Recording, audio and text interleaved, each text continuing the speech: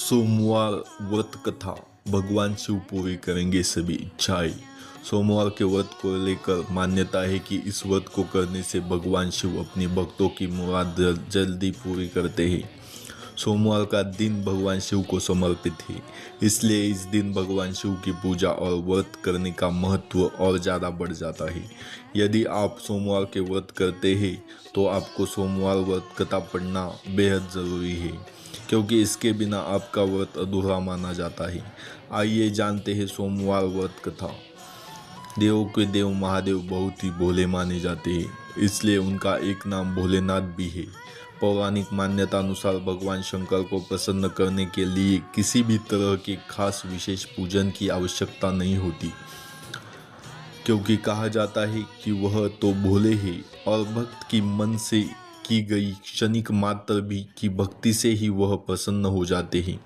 अगर आप भी शिव की भक्ति और कृपा पाने के लिए सावन के सोमवार का व्रत करते हैं तो इस कथा से भोलेनाथ को प्रसन्न कर सकते हैं। एक बार किसी एक नगर में एक साहूकार था। उसके घर में धन की कोई कमी नहीं थी, लेकिन कोई संतान न होने के कारण वह बहुत दुखी था। संतान प्राप्ति के लिए वह हर सोमवार को व्रत रखता था और पूरी श्रद्धा के साथ शिव मंदिर जाकर भगवान शिव और माता पार्वती की पूजा करता था। उसकी भक्ति देखकर एक दिन माँ पार्वती प्रसन्न होकर भगवान शिव से साहूकार की मनोकामना पूर्ण करने का निवेदन किया। पार्वती जी के आग्रह पर भगवान शिव ने कहा कि हे पार्वती, इस संसार में हर प्राणी को उसके कर्मों का फल मिलता है और जिसके भाग्य में जो हो उसे भोगना ही पड़ता है। लेकिन पार्वती जी ने साहूकार की भक्ति देखकर उसकी मनोकामना पूर्ण करने की इच्छा व्यक्त की। माता पार्वती के आग्रह पर शिव जी ने साहूकार को पुत्र प्राप्ति का वरदान तो दिया, लेकिन उन्होंने बताया कि यह बालक 12 वर्ष तक ही जीवित रहेगा।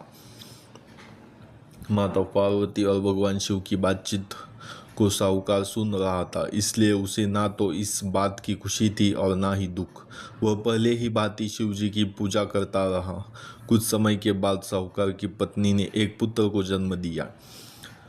जब वह बालक 11 वर्ष का हुआ तो उसे पढ़ने के लिए काशी भेज दिया गया। साहूकार ने पुत्र के मामा को बुलाकर उसे बहुत सारा धन देते हुए कहा कि तुम इस बालक को काशी विद्या प्राप्ति के लिए ले जाओ। तुम लोग रास्ते में यज्ञ कराते जाना और ब्राह्मणों को भोजन दक्षिणा देते हुए जाना। दोनों मामा भांजे इसी तरह यज्ञ कराते और ब्राह्मणों को दान दक्षिणा देते काशी नगरी निकल पड़ी।